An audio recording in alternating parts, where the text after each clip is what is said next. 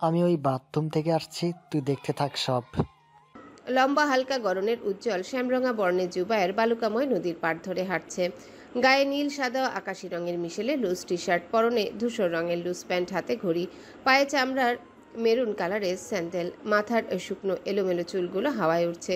সামনে একটু এগিয়ে যেতেই দেখলো একাকী একটা মেয়ে নদীর কিনারায় নদীর জলে পায়ের পাতা ডুবিয়ে হাঁটছে। জুবায়ের আর এগিয়ে গেল না, পিছনে পা ঘুরিয়ে চলে আসতেই শুনতে পেল অচেনা মেয়েলি কণ্ঠস্বর। আমাকে দেখলেই সবাই দূরে সরে যায়, যেন আমি একটা অভিশপ্ত আত্মা। জুবাইরের ব্যক্তিত্বে লাগলো বাক্যটি। সে আবার উল্টো ঘুরে মেয়েটির সামনে গিয়ে দাঁড়ালো, গম্ভীর গলায় জিজ্ঞাসা করলো, নাম কি? ঢেউ। ঢেউ? উর্মি মানে ঢেউ। কাটকাট গলায় বলল মেয়েটি। জুবাইর মলিন হাসলো, বলল, নিজেই যেখানে আস্ত ঢেউয়ের সমাহার, সেখানে অতটুকুন জলে পা ডুবলে চলে? চলে। নিজেকে অভিশপ্ত মনে করার কারণ? মেয়েটি তার ভেরিটি ব্যাগ হতে কলম ও ছোট্ট একটা নোটপ্যাড বের করলো। ঠিকানা লিখে জুবাইরের হাতে গুজে দিয়ে বলল, শুনতে চাইলে এই ঠিকানায় আসবেন, নয়তো পরশুদিন এই সময় এখানে আসবেন। জুবাইর অদ্ভুত চোখে মেয়েটিকে দেখলো। কেমন অস্বাভাবিক মনে হলো মেয়েটির কথা বলার ধরন। প্রথম দেখায় কোনো অচেনা ছেলেকে কোনো মেয়ে নিজের অ্যাড্রেস দিয়ে দেয়? সে মনে মনে বলল। তুমি দেখি সত্যি সত্যি আত্মা, নয়তো রহস্যময়ী। তখন হারিসের ডাকে জুবায়ের চলে যায়। একটু দূরে গিয়ে দেখি উর্মি নামের মেয়েটি এখনো সেখানে দাঁড়িয়ে আছে। সেও জুবায়েরের দিকে নিষ্পলক তাকিয়ে আছে। পরে হারিস তাকে নদীর এপাশ ওপাশ ঘুরে দেখালো। দীর্ঘ সময় দুজন ঘোরাঘুরি করে খাওয়া দাওয়া করে বাসায় ফিরে গেল। মনসুর তারেক ভাতিজাকে নিয়ে তালুকদার বাড়ি আসা যাওয়া করছে সকাল বিকেল। রাজের চোখে পড়ল সেটা। সে তালুকদারকে জিজ্ঞাসা করলো, বাবা, এদের কি সমস্যা? বস, কইতাছি। রাজ বসলো। তালুকদার মনসুরদের জমির বিষয়টা বলল, কবরের বিষয়টা লুকালো রাজের কাছে। রাজ বলল, দলিল কই দেখি তো। তিনি দলিল বের করে দিলেন রাজের সামনে। রাজ পড়ে দেখলো সত্যি। চাচার উপর ঘৃণা ঢেলে ফোঁস করে শব্দ করলো। রাজ বলল, তাহলে তো বলা যায় তাদের এই জমি ফিরে পাচ্ছে শিকার জন্যই। নয়তো হেরার ডরে আমার সামনে আইতো না কোনোদিন। রাজ আরও কিছুক্ষণ পিতার সাথে কথা বলল তাদের পারিবারিক বিষয় নিয়ে। বের হয়ে পুকুর পাড়ের দিকে গেল। বাদশাহ পাড় থেকে নিচে নেমে জাল ফেলে পুকুরে মাছ ধরছে। ফুল খলুই হাতে পাড়ে দাঁড়িয়ে আছে। রাজকে দেখেই মাথায় ওড়না টেনে দিল লম্বা করে। রাজ থামলো, হেসে বলল, ফুল মনে হয় আমাকে আজ প্রথম দেখলো, তাই না? ফুল কাচুমাচু শুরু করলো। বাদশাহ স্ত্রীর পক্ষ নিয়ে জবাব দিল, ভাইজান, সে আমার বউ হওয়ার পর মনে হয় আপনার এই প্রথম দেখলো, তাই লজ্জা পাচ্ছে। হা হা হা করে রাজ উচ্চ স্বরে হেসে ফেললো, বলল, ও আচ্ছা, তাই বল। মাছ পেলি? না, বান্দর মাছ আমার সাথে তামাশা শুরু করেছে। তাহলে বাদ দে। বাদ দেওয়ানোর সুযোগ নাই ভাইজান। আপনার আম্মাজানের হুকুম, রুই মাছ ধরতে গেছে। কইল রাজ বউ নিয়ে যাইব, আর কবে আহে বাড়িতে ঠিক নাই। মা মইরা গেলে কেউ আর তলাশ কইরা পছন্দের খাওয়ান খাইব না। রাজের মন ভিজে গেল মায়ের কথা শুনে। যত কিছুই হোক, মা তো মাই। রাজ হেঁটে সামনের দিকে চলে গেল। বাদশার গ্লানিকর অতীত নিয়ে সে কোনো কিছুই জিজ্ঞাসা করলো না। শুধু সে নয়, বাদশা ফিরে আসার পর পুরো তালুকদার পরিবারের কেউই বাদশাকে কিছু জিজ্ঞাসা করলো না। রাজ সবাইকে সেই বিষয়ে সাবধান করে দিয়েছে। কাটা গায়ে লবণের ছিটা দেওয়া কোনো সভ্য মানুষের কাজ নয়। সুফিয়া বিবির শরীর খারাপ যাচ্ছে কয়েকদিন ধরে। দিনের বেশিরভাগ সময় নিজের কক্ষেই থাকেন। কেউ কোনো প্রয়োজন হলে তার রুমে গিয়ে কথা বলে বা জিজ্ঞাসা করে নেয়। তার হাঁপানি রোগটা জেঁকে বসেছে ছোটবেলার মতোই। রাজ পুকুর পাড় ঘুরে এসে সোজা মায়ের রুমে প্রবেশ করলো। তাকে দেখে রানী পর্দার আড়াল হয়ে গেল। কথা বলার তো প্রশ্নই আসে না। রানী বর্তমানে যতটা ঘৃণা করে রাজকে, তার চেয়ে কয়েক গুণ বেশি ভয় পায়। তার কাছে সাক্ষাৎ জম মনে হয় দেবর রাজকে। কি রে ছোর বাপ আমার, আয় বয়। রাজ মায়ের শিওরে বসলো গা ঘেঁষে। মায়ের ক্ষীণ গলা শুনে ব্যাকুল গলায় জিজ্ঞাসা করলো, মা, ইনহেলার নেন না? শেষ? না, আছে, আর একটা নতুন পয়রা আছে। ওইটা ব্যবহার করার আগে মনে হয় চইলেই জামু। কি অলক্ষণে কথা বলেন মা? অসুস্থ হলে কি মানুষ মারা যায়? বাবা যে আপনার চেয়ে অনেক বেশি অসুস্থ হয়ে গেল। কই, কি হয়েছে বাবার? কইতে পারুম না রে বাপ, কেন জানি দিলটা উচাটন উচাটন করে। তাহলে ঢাকায় চলেন, শিখাও থাকবে। কাজের জন্য আলাদা কাউকে রেখে দেব, আপনার যত্নের সমস্যা হবে না। না বাপ, শহর আমারে টানে না। আমার গ্রামেই শান্তি, মাটি খাঁটি। বাদশা মাছ ধরে নিয়ে এলো। সবাই মিলে মাছ কাটলো। টাটকা রুই মাছ ভাজা হলো। একজোড়া পালা রাজহাঁস ভুনা হলো। গাছের বেগুন চচ্চড়ি হলো। বাড়িতে তৈরি করা পুঁটি শুটকি দিতে ক্ষেতের পাট শাক ভাজা হলো। সাথে শুকনো মরিচ। শিখা সহ সবাই একসঙ্গে দুপুরে বসে খেলো। শিখা এখন আর ভিন্ন রান্না করে না, ভিন্ন খায় না, কারণ সে দেখলো রানীর হাতের কবজি কেটে ফেলার পর হতেই ঘরের দৃশ্যপট বদলে গেল। তার প্রতি কেউ আর আগের মতো আক্রমণাত্মক আচরণ করে না। ঘরের প্রতিটা মানুষ সদাই আচরণ করছে তার সঙ্গে। তাই সে ঠিক করলো ঢাকা চলে যাওয়ার আগ অবধি একসঙ্গেই খাবে। মানুষ বাঁচে আর কয়দিন, কিন্তু তার কর্মগুলো বেঁচে থাকে যুগের পর যুগ। হিংসা, বিদ্বেষ, অহংবোধ, বৈষম্য মানুষের সুসম্পর্কের মাঝে চিত ধরায়। রাজ ও শিখা বাড়ি থেকে বিদায় নিল। শিখা নতুন একটা জর্জেটের থ্রি পিস পরে নিল, অন্য সময়ের মতো তৈরি হয়ে নিল। শহরে যাচ্ছে বলে কোনো স্পেশাল সাজগোজ করলো না। শিখা মাথায় ওড়না দিয়ে শ্বশুর শাশুড়ির পা ছুঁয়ে কদমবুচি করলো। সবার থেকে মাফ চেয়ে নিল কোনো ভুল ত্রুটির জন্যে। সব যা থেকে শুরু করে বাড়ির প্রতিটা মানুষ থেকে বিদায় নিল আন্তরিক স্বরে। তালুকদার, মতির মা, ফুল, বরকত, আমেনা, বাদশা অশ্রুসজল চোখে তাদের বিদায় দিল। রানী ছাড়া বাকি দুই যা সুমনা ডলিও উঠানে বেরিয়ে এলো। রাজ উঠানে তার কারে গিয়ে বসলো ড্রাইভিং সিটে। বরকত ব্রিফকেস সাইড ব্যাগ নিয়ে কারের পিছনে রাখলো। মধুপুর চলে গেল দুজনে। নুরি ও আলো মিলে আগে থেকে সব প্রস্তুত করে রেখেছে, নারিকেলের চিরা, ঝালনাড়ু, ফুলঝুরি পিঠা, কাঁথা, আরও নানান কিছু।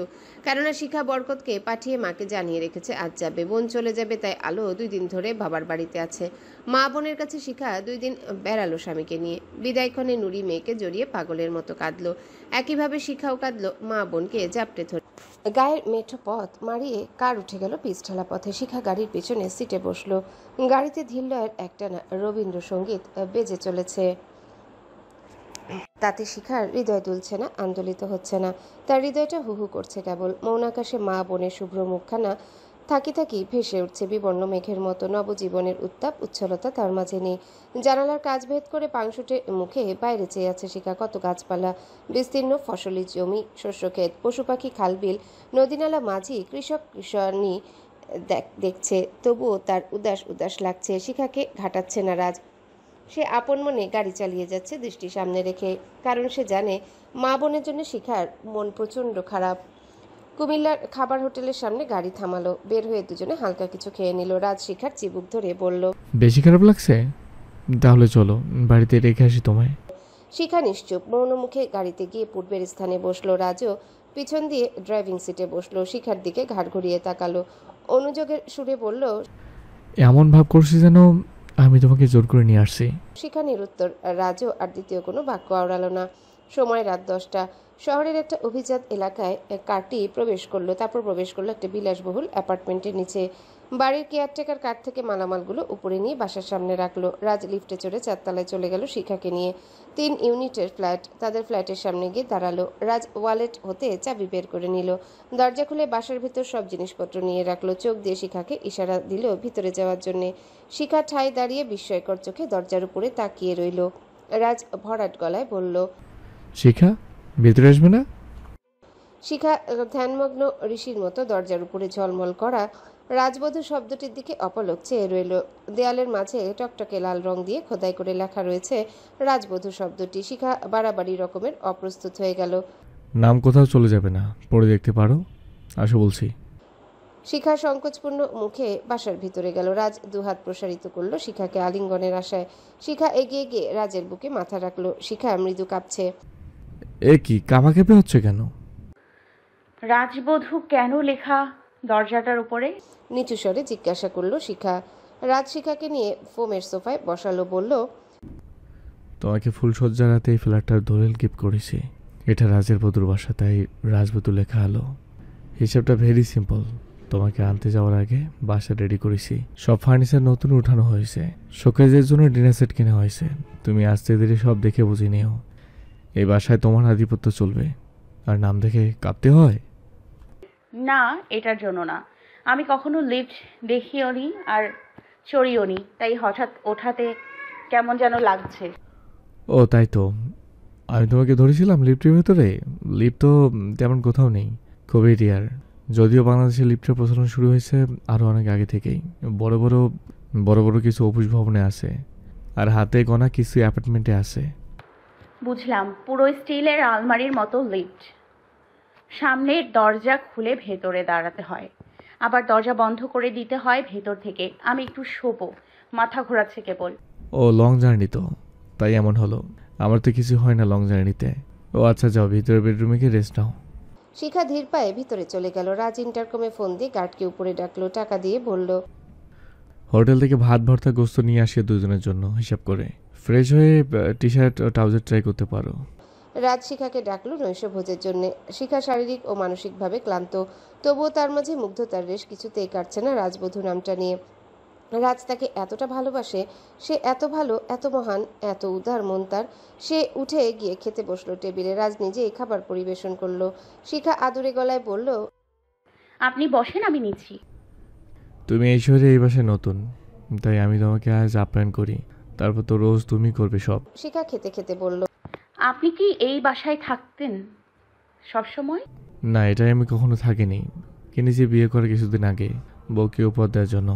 আমি থাকি অন্য বাসায়, সেটা ভাড়া বাসা, অফিসের কাছাকাছি আর কি। তাহলে কি আমি একা থাকবো এই বাসায়? ভীতু গলায় জানতে চাইলো শিখা। তা কেন, আমি থাকবো, আরেকজন খালা ঠিক করা আছে, উনি সারাদিন থাকবে তোমার কাছে। তবে তুমি চাইলে আমাকে নিয়ে আসতে পারো তোমার কাছে। উনি আসলে আমি খুশি হব এবং তোমার বিষয়ে নিশ্চিন্তে থাকতে পারবো। অফিসে বা বাইরে থাকলে আমার চিন্তা হবে না। মাকে আনার কথা শুনে শিখা আবেগ আপ্লুত হয়ে গেল।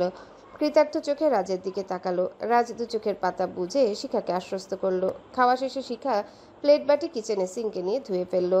পালঙ্কে গিয়ে শুয়ে পড়লো। পালঙ্কটা নতুন কেনা হয়েছে বোঝা যাচ্ছে। রাতে একাকী বাসায় রাজ শিখার কোনো বাধা শুনল না। বলল, তোমার শহর জীবনে আজ প্রথম, বঞ্চিত করো না, একটু ভালোবাসা দাও এই ক্ষুধার্তকে। আকতি স্বরে শিহরিত চোখে চেয়ে বলল রাজ। শিখা দোনমনো শুরু করলো, কিন্তু পরাজিত হলো রাজের ভালোবাসার কাছে। রাজ শিখার সুখ সমুদ্রে অবগাহন করলো ডুবুরির ন্যায়। শিখার ঘুম ভাঙলো বেলা করে, শাওয়ার নিল, কাজা নামাজ আদায় করলো, মা বোনের জন্য অনেক কাঁদলো। গ্রামের সবকিছুই তার মনে পড়ছে। তালুকদার বাড়ির কথাও তার মনে পড়ছে। মতির মা, চাচি, শাশুড়ি ও শ্বশুরের কথা বেশি মনে পড়ছে তার। কত ভালো মানুষেরা, কতভাবে শিখার পাশে ছিল নিজের মেয়ের মতো ভেবে। আসার সময় চেয়েও সেই কুসুমের সঙ্গে দেখা করতে পারেনি সে, যদিও কুসুমকে আগেই বলে নিয়েছে তার ঢাকায় চলে আসার কথা। সকাল 11টার দিকে কাজে সে খালা এলো। রাজ আগে নিচে বলে রেখেছে তাকে খবর দেওয়ার জন্যে। সে সব কাজ করলো বাসায়।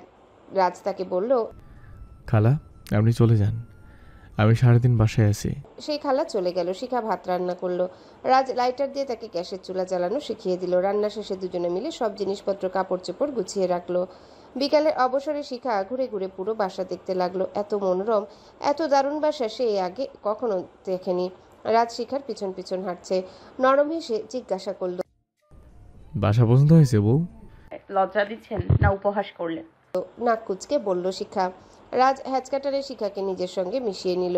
নাক টিপে নাকে নাক ঘষে নিল। দু হাতে শিখার কোমর চেপে ধরল। ঘাড়ের চুল সরিয়ে চিবুক ঠেকিয়ে বলল, চাঁদ যেমন জানে না পৃথিবীর সব মানুষ তার আলোকিত মোহিত হয়, ফুল যেমন জানে না কত মানুষের অন্তর তার সুগন্ধিতে বিকশিত হয়, কত প্রেমিক মন উতলা হয়, তেমনি তুমি জানো তোমার সৌন্দর্যে, তোমার গুণে এই প্রেমিক হৃদয়ে কতটা আনন্দ থাকে, কতটা সুখী মনে করে সে নিজেকে। সুতরাং নিজেকে আর একটি বারের জন্য ক্ষুদ্র ভাববে না, মনে থাকে যেন। শিখা জাপটে ধরে রাজকে। আদুরে বিড়াল ছানার মতো রাজের বুকে মুখ ঘষতে থাকে। তার গলা ধরে আসে, কিছু বলতে পারে না। রাজ শিখার তুলতুলে সরু ঠোঁটজোড়া দখল করে নিল, ভিজিয়ে দিল গাঢ় চুমুতে। বাসায় গিয়ে জুবায়ের হারিসকে উর্মি নামের মেয়েটার কথা বলল। হারিস উৎসুক গলায় বলল, বলিস কি, আজব তো। তাহলে চল কাল আবার যাই নদীর পাড়ে, নাকি তার দেওয়ায় ঠিকানায় যাবি? আরে না, মাথা খারাপ, পরে কোনো বিপদে পড়ি। তারপরের দিন তারা দুজন যায় দুবাইয়ের সেই ক্রিক নদীর পাড়ে। দেখতে পেল টপস পরা সেই মেয়েটি হাঁটছে। তারা এগিয়ে গেল। হারিস পরিচিত হয়ে নিল তার সঙ্গে। জানলো উর্মির বাড়ি বাংলাদেশের লক্ষ্মীপুর জেলায়, সেখানে পরিবার সহ থাকছে সে। তার বাবা দুবাইতে বিজনেস করে, মা হাউসওয়াইফ। তার পড়াশোনা শেষ, একটা বৃহৎ শপিং মলে ম্যানেজার পদে কর্মরত সে। নদী তাকে খুব টানে, তাই সে একা একা ঘুরতে আসে এখানে। হারিস বলল, আপনাকে দেখে সবাই দূরে সরে যায়, এর কারণ কি? কাল যে আমার ফ্রেন্ডকে বললেন। উর্মি কাজ ভাঙা হাসিতে লুটোপুটি খেলো, হিহি করে বলল, আপনার বন্ধু যে ভিতর ডিম তা দেখতেই বুঝতে পেরেছি। তা ইচ্ছে করেই বিভ্রান্তিতে ফেলে দেওয়ার জন্য এই কথাগুলি বলেছি মিস্টার। এই মজার এমন আচরণ কাউকে দেখলেই, অচেনা কাউকে দেখলেই আমি করি। তবে অবাক করার বিষয় হলো, অচেনা কাউকে এই জাতীয় কিছু বললে সে সত্যি সত্যি দ্রুত হেঁটে চলে যায়। কিন্তু এই প্রথম দেখলাম কেউ উল্টো আমার সামনে চলে এলো, আবার প্রশ্নও করলো। তাহলে বুঝলেন তো, ওটা ভয় ছিল না, নারীর প্রতি এক্সপার্ট ছিল একা দেখে। উর্মি চুপ হয়ে যায়। জুবাইরের দিকে চেয়েই চোখ নামিয়ে ফেলল। জুবাইর উর্মির মুখ পানে স্থির চাহনি নিক্ষেপ করলো। উর্মি সরি বলে অন্যদিকে চলে যায়। হারিস জুবাইরকে নিয়ে নদীতে নৌকায় চড়ে। নৌকায় ঘোরা শেষে তারা চলে যায়। এক সপ্তাহের মধ্যে জুবাইর আশেপাশের অনেক এলাকা চিনে ফেলল। এখন সে একা একাই বের হয়। হারিস নিজের দোকানে ব্যস্ত থাকে। এক সকালে জুবাইর কৌতূহলবশত উর্মির দেওয়া ঠিকানায় যায়। দেখে ঠিকানা সত্যি, সেই বাসায় উর্মিরা থাকে। সে বাড়িটি চিনে চলে আসার সময় পেছন থেকে উর্মি ডাক দিল। এভাবে কয়েকবার আলাপচারিতার মধ্য দিয়ে উর্মির সাথে তার সখ্য গড়ে ওঠে। তালুকদার বাড়ির পরিবেশ আগের চেয়ে প্রাণচাঞ্চল্য। শিখা চলে আসাতে অনেকেই বেশ খুশি, আদুরি সহ। তারা আগের মতো লম্ফজম্প করে চলতে শুরু করেছে। তবে বাইরের বিষয়গুলো বাদশার তদারকিতে চলে বরকতকে নিয়ে। কোনো নির্দেশনার প্রয়োজন হলে তালুকদার দিচ্ছে। আলো শ্বশুরবাড়ি চলে গিয়েছে। তবে মতির মাও আমেনার মন পড়ে শিখাকে স্মরণ করে। জুবাইর তার দোকানে টেলিফোন করে তার মাকে নিতে বলল। ম্যানেজার বাড়ি গিয়ে আমেনাকে দোকানে আনলো। টেলিফোনের দুই প্রান্ত হতে মা ছেলে একে অপরের গলার আওয়াজ শুনে কেঁদে ফেললো ছোট বাচ্চাদের মতো। জুবাইর শিখার কথা জিজ্ঞাসা করলো। আমেনা সব বলল। জুবাইরের ভিতরটা যেন ছিঁড়ে যাচ্ছে শিখার জন্যে। পরে বিদায় নিল মা ছেলে। নুরির চোখ ভিজে থাকে সারাক্ষণ শিখার জন্যে। আগে মনে হতো মেয়ে তার কাছেই আছে, এখন মনে হয় তার আদরের ছোট্ট মেয়েটা বুঝি মাকে ছেড়ে 7 সমুদ্র 13 নদীর ওপারে চলে গিয়েছে। শিখার শহরে জীবন পানসে যাচ্ছে, কিছুতেই তার মন বসছে না। 4 দেয়ালের ভিতর জেলখানার বন্দি আসামির মতো মনে হয় নিজেকে। তবুও নিজেকে মানিয়ে নেওয়ার আপ্রাণ চেষ্টা করছে সে। কারণ তাকে প্রতিষ্ঠিত হতে হবে, আত্মনির্ভরশীল হতে হবে, মজবুত হতে হবে। দুর্বলের জীবন কতটা অবহেলার, লাঞ্ছনার, উপেক্ষার, অনাদরের, অসম্মানের সেটা তো সে তার জীবন ও তার মায়ের জীবন দিয়ে প্রমাণ পেয়েছে। সে মায়ের কাছে চিঠি লিখে, বোনের কাছে চিঠি লিখে, তারাও উত্তর দেয় চিঠির। এভাবে পত্র বিনিময়ের মাঝে তাদের মনের অনুভূতির আদান প্রদান হয়। শিখার মন ভালো করার জন্য রাজ তাকে এক এক দিন এক এক স্থানে নিয়ে যায় ঘুরতে। লালবাগ কেল্লা, শিশু park, Ramna park, Dhanmondi lake, চিড়িয়াখানা, বোটানিক্যাল গার্ডেন, জিয়া উদ্যান, গুলশান, ওয়ান্ডারল্যান্ড, আহসান মঞ্জিল, সদরঘাট, কিছুই বাকি রাখলো না সে। এভাবে কাটলো 1 মাস। এক বিকেলে রাজ শিখাকে জিজ্ঞাসা করলো, তোমার রেজাল্ট প্রকাশের সময় ঘনিয়ে এলো, ঠিক করেছি কিনা কোন বিষয়ে পড়বে, নাকি ডিগ্রিতে ভর্তি হবে? না, উপহাস করছেন? আরও আগেই ঠিক করে রেখেছি, ডিগ্রিতে পড়বো না, একটা বিষয়ে পারদর্শী হতে চাই। Very good. তো কোন সাবজেক্টে? আইন বিষয়ে পড়বো আমি। আরে বাবা, এই বিষয় সিলেক্ট করার কারণ? কারণ আছে এবং অপরিহার্য। খুব কাছে হতে দেখেছি কিভাবে মানুষ জোর জবরদস্তি করে অন্যের সম্পত্তি ভোগ দখল করে, কিভাবে তুচ্ছ স্বামী স্ত্রীকে ছেড়ে দেয়, কিভাবে নারীরা স্বামীর সংসারে নির্যাতিত হতে থাকে, এবং আরও নানান বিষয় আছে। তো এগুলো যেন প্রতিহত করতে পারি আমার অ্যাবিলিটি অনুযায়ী। তাই তাহলে প্রিপারেশন নিতে হবে। আমি বই গাইড এনে দিব আইন বিষয়ের উপর। একটা ভর্তি পরীক্ষা দিতে হবে সামাজিক বিজ্ঞান অনুষদ বিভাগে। বাকিটা খোঁজ খবর নিব আমি। আমাকে কত জায়গায় ঘুরতে নিলেন, কিন্তু আপনার অফিসও সেই বাসায় তো নিলেন না। চেনারও তো প্রয়োজন আছে আমার। অন্যদিকে ঘুরতে ঘুরতে আর সময় হলো কই বলো? আচ্ছা কবে যাবে? কাল যাবে? একসাথে অফিসও আমার সেই বাসা দেখে আনবো, কেমন? কালই চলেন। শিওর। পরের দিন সকালে রাজ অফিসে যাওয়ার সময় শিখাকেও নিয়ে গেল। স্টাফদের সাথে শিখার পরিচয় করিয়ে দিল। তারা প্রত্যেকে শিখাকে সালাম দিল অবনত মস্তকে। একে একে সবাই বেরিয়ে গেল। শিখা অফিস দেখছে হেঁটে হেঁটে। অফিসের পেছনের রুমে গেল শিখা। তার নাকে কেমন একটা ভ্যাপসা গন্ধ লাগলো। সে বোঝার চেষ্টা করেও কিছু বুঝলো না। বারান্দায় দেখলো কিছু বড় বড় কার্টুন বক্স ঠাসা করে রাখা। রাজ তার টেবিলে গিয়ে বসলো। কিছুক্ষণ পর শিখা রাজের সামনে গিয়ে দাঁড়ালো। অধিকার সুলভ কণ্ঠে বলল, দেখা শেষ, এবার আপনার বাসায় যাব। এতটা দ্রুত দেখা শেষ বাটারফ্লাই? সেগুন কাঠের রকিং চেয়ারটায় দুলতে দুলতে বলল রাজ। শেষ। বসো ওই চেয়ারে। কিছু খাবে? না, কিছু খাবো না আমি। বাসা থেকে না নাস্তা খেয়ে আসলাম। পিটপিট চোখে তাকিয়ে মধু মধু স্বরে বলল শিখা। তুই প্রথম এলে আমার অফিসে, কিছু তো খেতে হবে তোমায়। তখনই চা এনে দেওয়া ছেলেটা কেক ও কোক নিয়ে আসলো। সে কাচের গ্লাসে ও পিরিচে সব পরিবেশন করে দিয়ে বেরিয়ে গেল। রাজ নিজের কোকের গ্লাসে চুমুক দিল। শিখাকে বলল, নাও। শিখা তার গ্লাস হাতে নেওয়ার পূর্বেই দরজা ঠেলে দুজন মেয়ে রাজের অফিসে ঢুকলো। তারা দুজন রাজের 2 কাঁধে হাত রাখলো। কোমর ভেঙে স্টাইলিশ ভঙ্গিতে দাঁড়ালো। উড়ু উড়ু গলায় জিজ্ঞাসা করলো, কি ব্যাপার হিরো? ডুমুরের ফুল হয়ে গেলে? দেখাই যায় না। ওদিকে কাজের অর্ডার এসে বসে আছে, বিজ্ঞাপনদাতা তোমাকে লন্ঠন জ্বালিয়ে খুঁজছে। সেইক্ষণে তারা শিখাকে দেখিয়ে বলল, ইস she is my sweet wife. Sweet মানে রসগোল্লা? হো। নাক সিটকে বলল তারা। শিখা ভেবাচাকা খেয়ে গেল। মেয়ে দুজনের অঙ্গভঙ্গি দেখেও কথা শুনে তারা দুজন শিখার গ্লাসের সব কোক ভাগাভাগি করে খেয়ে ফেললো। ভাবটা এমন যেন এটা তাদের জন্য ঢেলে রাখা হলো। রাজ ফুঁসে উঠল বিক্ষিপ্ত মেজাজে, মেয়ে দুজনকে বলল, তোমাদের এত বড় স্পর্ধা, আমার চোখের সামনে আমার ওয়াইফকে ইনসাল্টিং করছো। কি বেহায়া, অসভ্য, অভদ্র তোমরা। আমি বলেছি কেক খেতে, এটা থেকে বোঝা যায়নি যে এটা আমার ওয়াইফের জন্য? এতটুকু কমন সেন্স নেই? চলে যাও, আজ এতে আমি আর তোমাদের দুজনের সাথে কোনো কাজ করব না। বেরিয়ে যাও, আর কখনোই আমার অফিসে আসবা না। মেয়ে দুজন চরম অপমানিত বোধ করলো। একজন তিরিক্ষি মেজাজে বলল, ওহো, এটা ওর ছিল, বুঝতেই পারিনি। সরি রাজ, আশ্চর্য।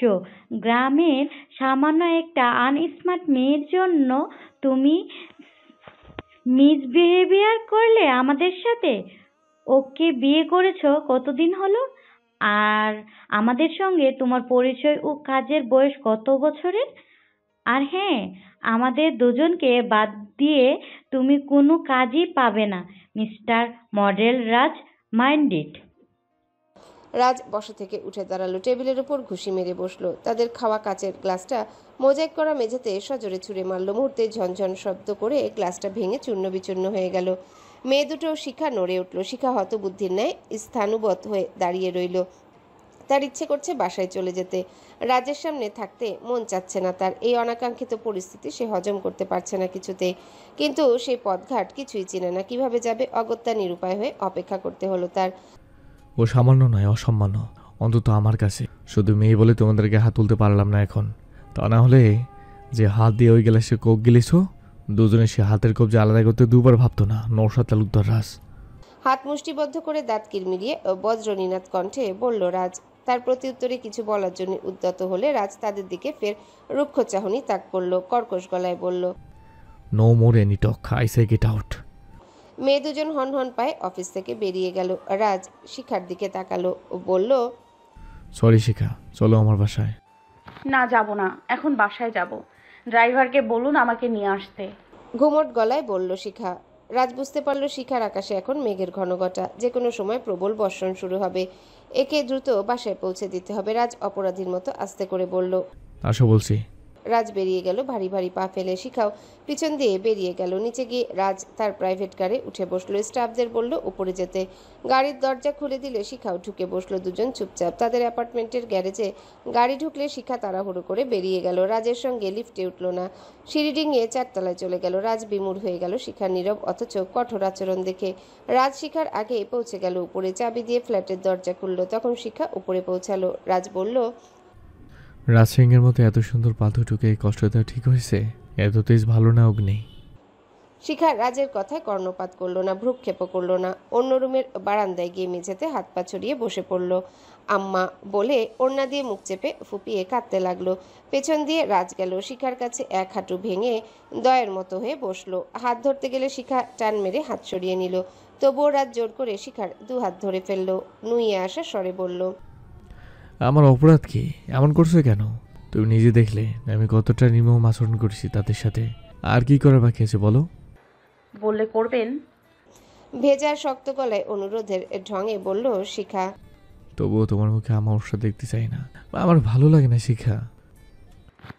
আপনি মডেলিং পেশা ছেড়ে দিন একবারে। বলা সহজ, করা কঠিন, এটা তুমিও বেশ জানো। এত বছরের কাজ চাইলেও হুট করে ছেড়ে দেওয়া যায় না, এতে দ্বন্দ্ব সৃষ্টি হবে। তবুও যত ঝামেলা ও সমস্যা হোক আমি ছেড়ে দেব, কারণ আমার বাটারফ্লাই চাওয়া এটা। হ্যাপি? হুঁ বলে শিখা উপর নিচ করে মাথা ঝাঁকালো। রাজ স্বস্তি পেল। শিখার মুখ মুছে দিয়ে উষ্ণ চুমু খেলো কপালে ও চোখের পাতায়। আমি যাই, অফিসে কাজ আছে, নিচে বলে যাব খালাকে ডেকে আনতে। আর কোনো প্রবলেম হলে ইন্টারকমে কল করবে নিচে। দেখিয়ে দিলাম, যেতে পারবে তো? পারবো, আপনি যান অফিসে। রাত চলে গেল অফিসে। মোটামুটি সবকিছু শান্ত, দুজনে হাসি খুশি তাদের দাম্পত্য জীবন নিয়ে। এক সকালে শিখা রাজকে বলল, আপনি পত্রিকা পড়েন না? হ্যাঁ পড়ি তো, অফিস ইনক্লাব নেওয়া হয়। তুমি পড়বে? তাহলে নিচে বলে রাখবো। আমার খুব ভালো লাগে পত্রিকা পড়তে। কয়েকটি পাতার ভেতরে দেশ বিদেশের ভিন্ন ভিন্ন ধরনের খবর পাওয়া যায়। আমার কাছে অ্যাডভেঞ্চারের মতোই মনে হয় বিষয়টা। গ্রামে আমাদের বাড়িতে এক কাকা মাঝে মাঝে বড় বাজারে গেলেই পত্রিকা নিয়ে আসতো। আমিও ওনাদের থেকে এনে পড়তাম। Very good. আমার বই দেখে সব ভালো অভ্যাস, আর আমার বাজে অভ্যাস। কোনটা বাজে আপনার? এই যে মডেলিংয়ের কাজটা, ও শোনো, এটা গতকাল আমি আনুষ্ঠানিকভাবে ঘোষণা দিয়ে ছেড়ে দিয়েছি। এতদিন সেই সাইট ক্লোজ করে আনলাম, ভালোই হলো। এবার আমার মূল ব্যবসায় আরও ফোকাস করতে পারবো। শিখার সারা মুখে এক চিলতে হাসি প্রস্ফুটিত হলো হেমন্তের মিঠে রোদ্দুরের মতো। পরের দিন হতেই বাসায় ইনকিলাব পত্রিকা আসে রোজ। শিখা একরাশ ভালো লাগা নিয়ে পত্রিকা পড়তে লাগলো। বিনোদন পাতার এক পাশে দেখলো রাজের একটা দাঁড়ানো ছবি মডেলিংয়ের ভঙ্গিতে। পাশে লেখা রয়েছে, ব্যক্তিগত ও পারিবারিক কারণে মডেলিং জগতে পুরোপুরি ছেড়ে দিল সুদর্শন যুবক জনপ্রিয় মডেল রাজ। এতে তার ভক্ত অনুরাগীরা ভীষণভাবে মর্মাহত হলো। তবে সেই ব্যক্তিগত ও পারিবারিক বিষয় নিয়ে তিনি মুখ খুলতে অপারগ। অনেকেই ধারণা করছেন তার স্ত্রীর জন্য তিনি ছেড়ে দিয়েছেন, কেননা তার স্ত্রী মফস্বলের এক অতি সাধারণ মেয়ে। তাই স্বামীর এমন কাজ তিনি পছন্দ করছেন না। কারণ মডেলিং পেশায় থাকলে অনেক মেয়ে মডেলিংয়ের সান্নিধ্যে আসতে হয় পেশাগত কারণে। যদিও জানা গেল তিনি শিক্ষিত এবং পরমা সুন্দরী। শিখার মন আনন্দে নেচে উঠল। রাজ মডেলিং ছেড়ে দিল, এই সত্যতা রাজকে আরও বিশ্বস্ত করে তুলল শিখার কাছে। শিখা আল্লাহকে স্মরণ করল কৃতজ্ঞ চিত্তে। পত্রিকা পড়া বন্ধ করে ঝিম মেরে বসে রইল। রাজকে নিয়ে এলোমেলো ভাবনায় নিমজ্জিত হলো তার সুপ্ত হৃদয় খানি। সকাল থেকে শিখা সারা বাসায় পায়চারি করছে খালি পায়ে। ঠিকভাবে নাস্তাও খেতে পারেনি। টান টান উত্তেজনায় সে অস্থির হয়ে আছে। কোথাও স্থিরভাবে পা জোড়া থামছে না। গত রাতেও আধো ঘুম আধো জাগরণে কেটেছে তার। রাজও অফিসে যায়নি, অপেক্ষা করছে হকার পত্রিকা দিয়ে যাওয়ার, কেননা শিখার এইচএসসির ফল প্রকাশ হবে। অবশেষে পত্রিকা এলো। শিখা হুমড়ি খেয়ে পড়লো পত্রিকার উপর, পাতা উল্টাতে লাগলো। অ্যাডমিট কার্ড বের করে আনলো। কুমিল্লা বোর্ডের মানবিক বিভাগের রেজাল্ট দেখতে লাগলো। রোল নাম্বার মিলিয়ে, সাথে রাজও দেখছে। শিখা চিৎকার করে উঠল। রোল দেখতে পেয়ে সে ফার্স্ট ডিভিশন পেয়েছে। রাজের গলা পেঁচিয়ে ধরল খুশিতে। উচ্ছ্বাসে শিখার পাগল পাগল দশা, কেঁদে ফেলল। রাজ শিখার গালে চুমু খেয়ে বলল, তুমি যে অনেক খুশি তার প্রমাণ দাও। ঝটপট করে একটা চুমু দাও আমার 2 গালে। শিখা রাজের চাওয়ায় চেয়ে বেশি কিছু দিল। উফ, অন টাইম এমন আমি তো শুধু পাওয়ার জন্য সম্ভব হলে আমি প্রতি সপ্তাহে এমন রেজাল্টের ব্যবস্থা করে দিতাম। রোমাঞ্চিত সুরে বলল রাজ। শিখার প্রথমে মনে পড়ল মায়ের কথা, তারপর বাবা ও বোনের কথা। আলুলায়িত কণ্ঠে বলল, আমাকে খুব মনে পড়ছে। আম্মা আজকে আপনার অফিসে টেলিফোন করবে, আমি জানি। করলে কাল নির্দিষ্ট একটা সময়ে দেবেন আম্মাকে। সেই সময় আম্মা টেলিফোনের দোকানে আসবে। আমি টেলিফোন করে আম্মার সাথে কথা বলবো। আপনার হুকুম শিরোধার্য মহারানী। হায়ার সেকেন্ড ডিভিশনের রেজাল্টেই যথেষ্ট ভালো। সেখানে ফার্স্ট ডিভিশন তো ভালো চেয়ে ভালো। স্বপ্ন পূরণে আরেক ধাপ এগিয়ে গেলে তুমি অপেক্ষার গন্তব্যে পৌঁছানোর। তুমি জিতবে, তুমি জয়ী হবে। তোমার আছে শিখে যাওয়ার 2 চোখ ভরা স্বপ্ন ও বুক ভরা আশা। কেমন আনমনা সুরে বলল রাজ। আপনি আমার ভর্তির বিষয়ে খোঁজ খবর নেন। নিব গাইড বই পড়ছো ভর্তি পরীক্ষার জন্য? কবেই শেষ? জুবেরকে মনে পড়েছে। যাওয়ার পর মাত্র 2 দিন ফোন দিয়েছে সে। আমার কাছে তার বন্ধু হরিশের দোকানে নাম্বার আছে, চাইলে ফোন দিতে পারি, দেখি। শিখা চুপ রইল, কিছু বলল না। রাজ অফিসে গেল। গ্রামে জুবাইরের দোকানে টেলিফোন করে শিখার রেজাল্ট জানালো। দোকানের একটা ছেলে তালুকদার বাড়ি গিয়ে রেজাল্ট বলে আসলো রাজের নির্দেশ মতো। রাজ দেখলো শিখার কথা সত্যি। নুরি ফোন দিল। সে রেজাল্ট জানে, কলেজ থেকে লোক পাঠিয়ে খবর নিয়েছে। পরদিন শিখা রাজের অফিসে গেল। ফোন ফ্যাক্সের দোকানে ফোন দিল। মায়ের সাথে অনেকক্ষণ কথা বললো। জানতে পারলো কুসুমও পাশ করেছে, তবে ভালো নয়, 3য় বিভাগ পেয়েছে সে। রেজাল্ট দেওয়ার 1 সপ্তাহ আগে সীমান্ত আর সে লুকিয়ে কোর্ট ম্যারেজ করে ফেলেছে। এগুলো নিয়ে সীমান্তর ঘরে হাঙ্গামা চলছে। শিখা অশ্রুসজল গলায় মায়ের থেকে বিদায় নিল। এদিকে রাজ নিজেই খুব গর্বিত স্ত্রীর রেজাল্ট নিয়ে। তাই 2 দিনের ভেতরেই ভর্তির খোঁজ খবর সব নিয়ে নিল। বাসায় এসে শিখাকে জানালো, তুমি ঢাকা বিশ্ববিদ্যালয়ে ভর্তি পরীক্ষা দেবে। দেশের সর্বোচ্চ বিদ্যাপীঠ এটা, প্রাচ্যের অক্সফোর্ড বলা হয় যাকে। সেখানে আইন বিভাগ আছে? উৎফুল্ল স্বরে জিজ্ঞাসা করলো শিখা। আছে। 1921 সালে প্রতিষ্ঠিত ঢাকা বিশ্ববিদ্যালয়, যে 3টি অনুষদ নিয়ে যাত্রা শুরু করে, আইন অনুষদ তাদের অন্যতম। 1973 সাল পর্যন্ত আইন অনুষদের অধীনে 2 বছর মেয়াদী স্নাতক কোর্স চালু হয়েছিল। 1976-77 শিক্ষাবর্ষে এলএলবি অনার্স কোর্সের মেয়াদ 4 বছর বর্ধিত করা হয়। 1991-92 শিক্ষাবর্ষে আইন বিভাগে প্রথম এমফিল কোর্স প্রবর্তিত হয়। বুঝলে? বুঝলাম। তারপর ভর্তি পরীক্ষা দিয়ে শিখা ঢাকা বিশ্ববিদ্যালয়ে আইন বিষয়ে অধ্যয়ন করার জন্য চান্স পায়। ভর্তি হয়ে গেল। অতি আগ্রহ ও মনোযোগের সহিত নিয়মিত ক্লাস করে। লেকচারগুলো শুনে শিক্ষকদের। জুবাইর নিজে রাজের অফিসে ফোন দিল। সবার কুশলাদি জিজ্ঞাসা করে বলল, কিরে শিখার রেজাল্ট কি জানালি না যে? সরি দোস্ত। শিখার রেজাল্ট ও ভর্তি কোথায় হয়েছে তা জানালো রাজ। কিছুক্ষণ কথা বলে নিল দুজনে। জুবাইর মাঝে মাঝে উর্মি নামের মেয়েটার সাথে দেখা করে। স্বাভাবিক একটা সৌহার্দ্যপূর্ণ সম্পর্ক বলা যায়, যা বন্ধুত্বেও গড়ায়নি। মন ভোলাতে কেবল সেই কিশোরী মেয়ে শিখার প্রতিচ্ছবি ভেসে ওঠে বারবার।